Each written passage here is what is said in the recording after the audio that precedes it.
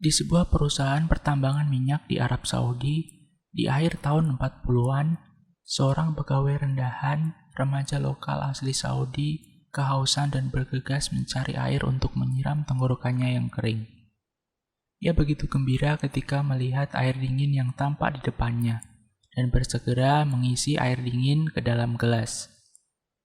Belum sempat ia minum, tangannya terhenti oleh sebuah hardikan. "Hei, kamu tidak boleh minum air ini. Kamu cuma pekerja rendahan. Air ini hanya khusus untuk insinyur."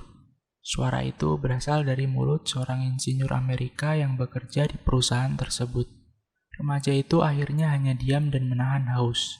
Ia tahu ia hanya anak miskin lulusan sekolah dasar. Kalaupun ada pendidikan yang dibanggakan, ia lulusan lembaga tahfiz Quran. Tapi keahlian itu tidak ada harganya di perusahaan minyak yang saat ini masih dikendalikan oleh manajemen Amerika. Hardikan itu selalu terngiang-ngiang di kepalanya.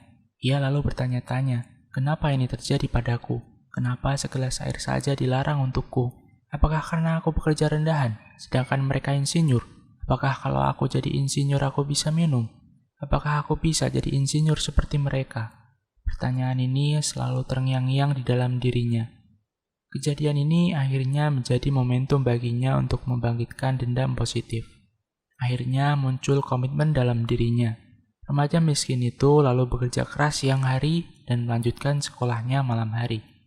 Hampir setiap hari ia kurang tidur untuk mengejar ketertinggalannya. Tidak jarang olok-olok dari temannya pun diterimanya. Buah kerja kerasnya menggapai hasil. Ia akhirnya bisa lulus SMA. Kerja kerasnya membuat perusahaan memberi kesempatan padanya untuk mendalami ilmu. Ia dikirim ke Amerika mengambil kuliah S1 bidang teknik dan master di bidang geologi. Pemuda ini lulus dengan hasil memuaskan. Selanjutnya, ia pulang ke negerinya dan bekerja sebagai insinyur. Kini, ia sudah menaklukkan dendamnya, kembali sebagai insinyur dan bisa minum air yang dulu dilarang baginya. Apakah sampai di situ saja? Tidak. Karirnya melesat terus. Ia sudah terlatih bekerja keras dan mengejar ketertinggalan.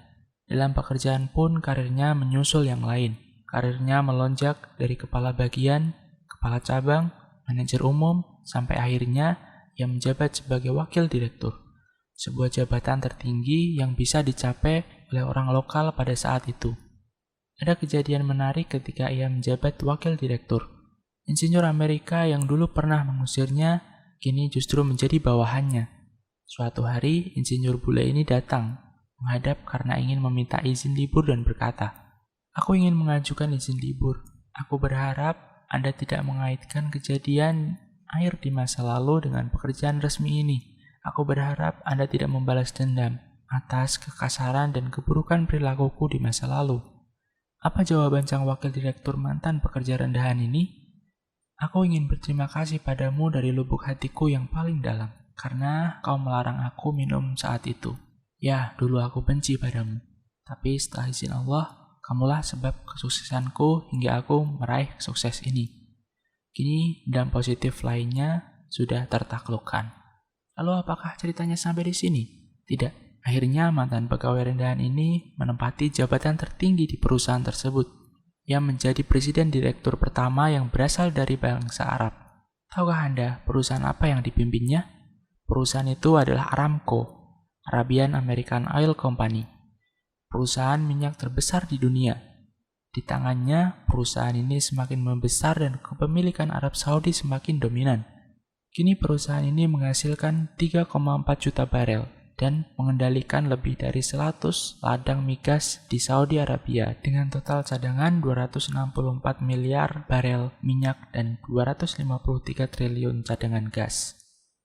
Atas prestasinya, ia ditunjuk Raja Arab Saudi untuk menjabat sebagai Menteri Perminyakan dan Mineral yang mempunyai pengaruh sangat besar terhadap dunia.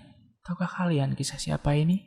Ini adalah kisah Ali bin Ibrahim Al-Naimi, yang sejak tahun 1995 sampai 2011 menjabat sebagai Menteri Perminyakan dan Mineral Arab Saudi. Terbayangkah, hanya dengan mengembangkan hinaan menjadi dendam positif, isu air segelas di masa lalu membentuknya menjadi seorang penguasa minyak yang paling berpengaruh di seluruh dunia. Itulah kekuatan dendam positif. Kita tidak bisa mengatur bagaimana orang lain berperilaku terhadap kita. Kita tidak pernah tahu bagaimana keadaan akan menimpa kita. Tapi kita sepenuhnya punya kendali bagaimana menyikapinya. Apakah ingin hancur karenanya, atau bangkit dengan semangat dendam positif?